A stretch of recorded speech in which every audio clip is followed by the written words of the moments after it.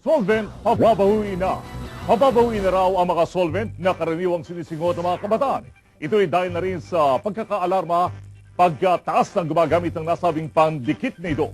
Inutos naman ni Junicio Santiago, head ng Philippine Drug Enforcement Agency o PIDEA, na gawing mabaho ang amoy ng mga solvent para raw mabuwasan na at mawalan na ng gana ang mga bata sa paglanghap ng mga nakaka-addict na adhesive na ito.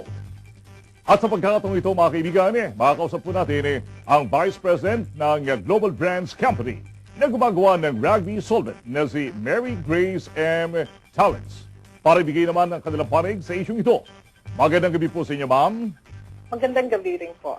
Gano'n katotoo po na pababahuin na po ang solvent na ito at pag naman baho kayong gawin ito sa inyong produkto? Yeah, totoong babaguhin na ang amoy ng rubber contact cement katulad ng rugby, pero hindi naman yung sobrang undesirable para makaka-apekto ito sa mga lihitimong gumagamit katulad ng sapatero at yung mga nag-a-upholstery. Sa pagbabago ng amoy, ito magiging kanais-nais na singutin ng isang addict dahil may guguhit na masakit sa ilong na magdudulot ng sakit ng ulo.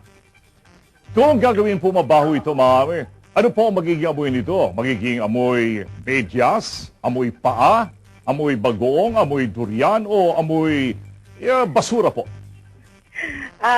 Marami kaming pinag-aaralan na kung ano ang magiging pinakamagandang solusyon dito sa problema. No?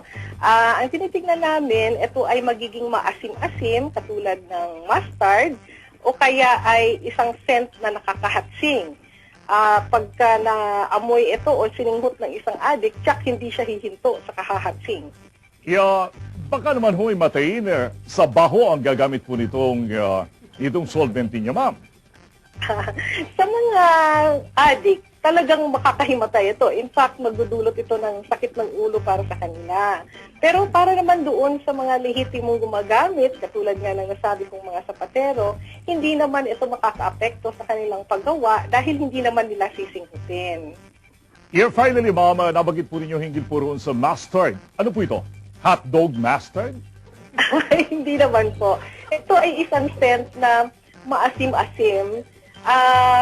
Actually, it is an essential oil, no? It is called oil of mustard. Isa yan sa mga maaaring gamitin.